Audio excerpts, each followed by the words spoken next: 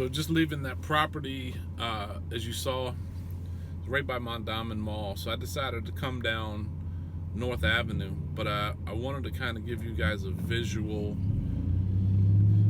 of what I continue to say, the changing from block to block in the city.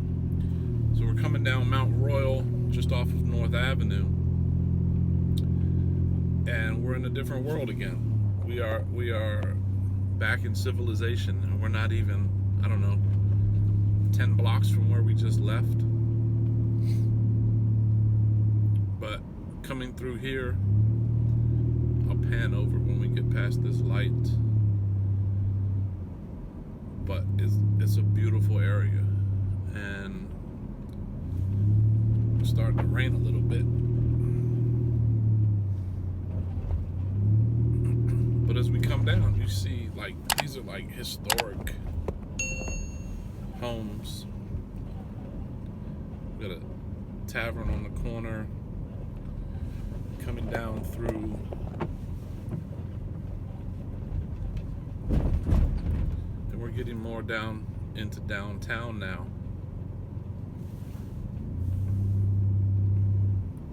But this looks like any other flourishing downtown inner city,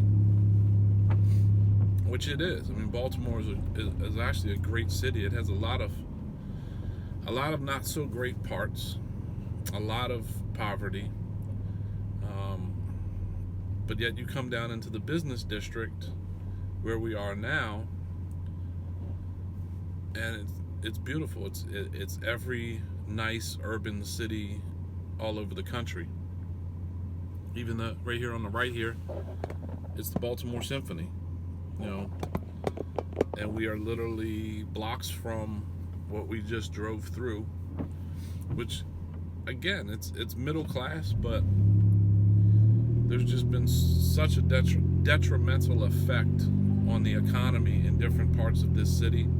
I've heard everything from government corruption to all sorts of things, and I'm sure some of that is a factor, but it's just amazing every time I see it, and that you go from block to block and the world drastically changes based on, I don't know if people have said that it's by design.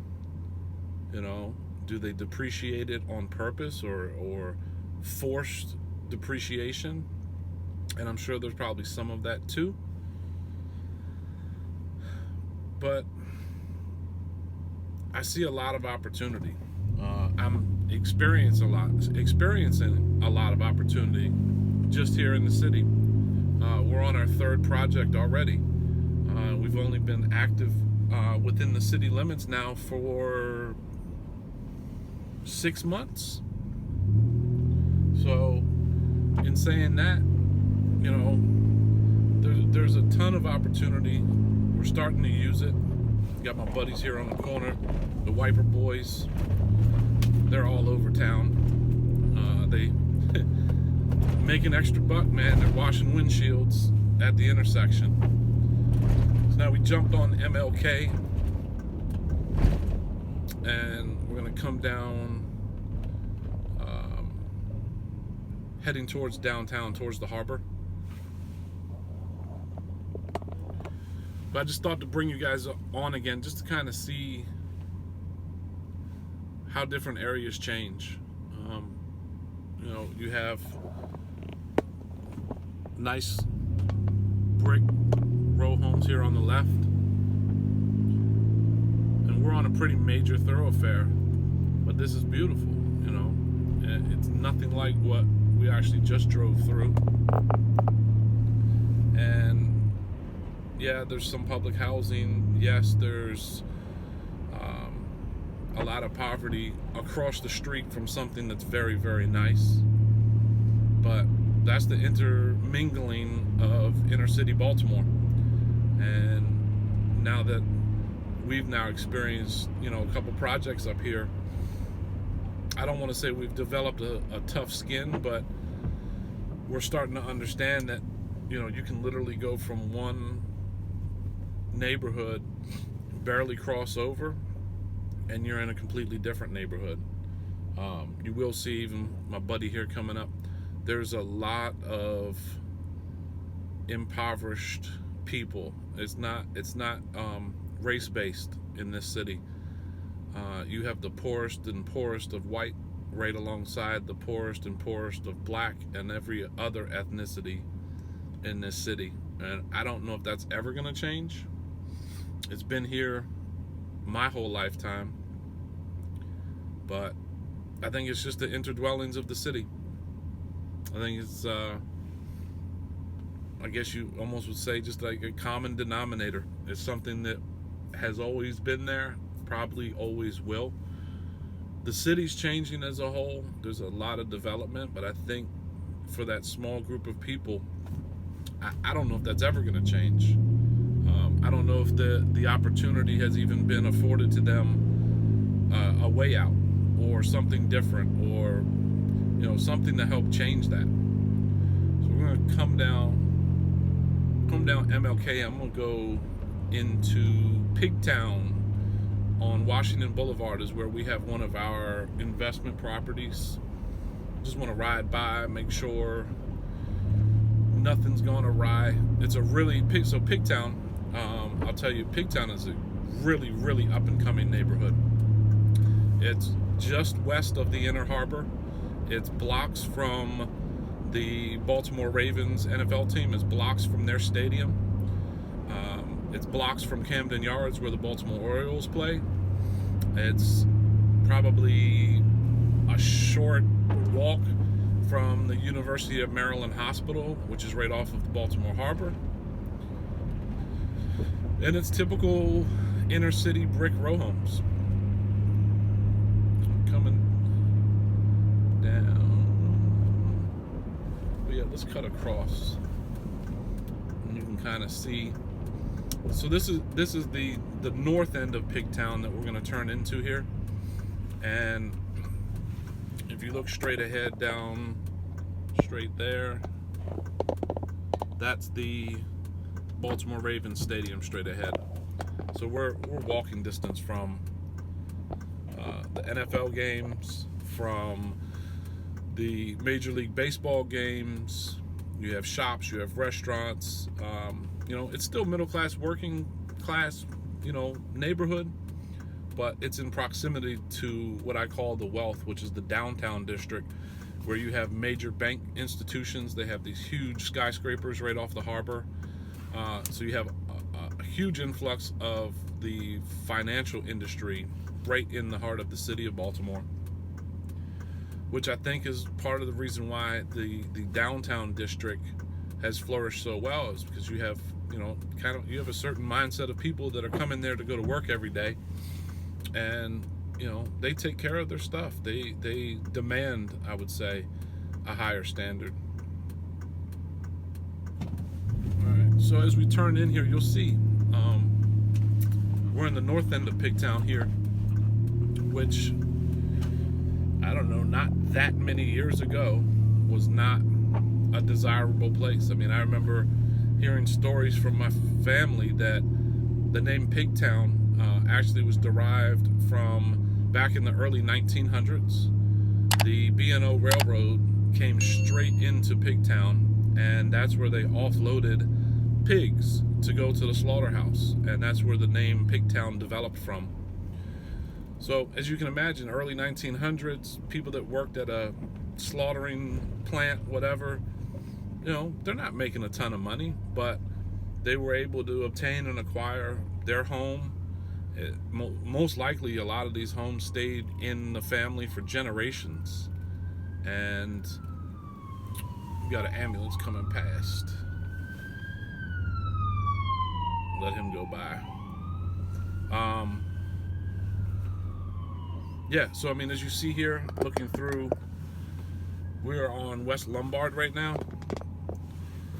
But coming through Pigtown, you can see that they're all occupied, single-family brick row homes. There's a lot of for sales. There's a lot of for rent. A lot of this neighborhood is still up and coming. So you're going to see little pockets and little parts, but it's the way of life. It's not, I mean, people have been here for, as I said, generations. And it's great to see the development. It's great to see that they are now actually starting to build up and revitalize what I think is a great neighborhood. So if we see here, we're coming down towards the B&O Railroad Museum, which kind of basically borders Pigtown and Washington Boulevard along the inner harbor of Baltimore.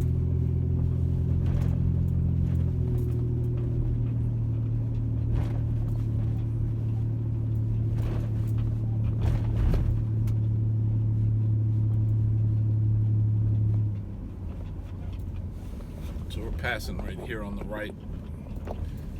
This is the B&O Railroad Museum. And then we'll come down over to Washington Boulevard, where our property is. But even if you look along here, all occupied, nice, renovated for the most part, single family homes.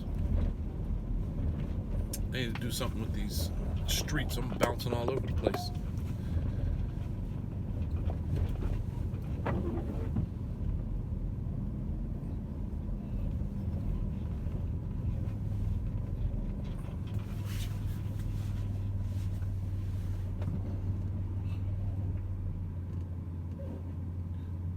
You even see up here on the corner, brand new 1 and 2 bedroom loft style apartments.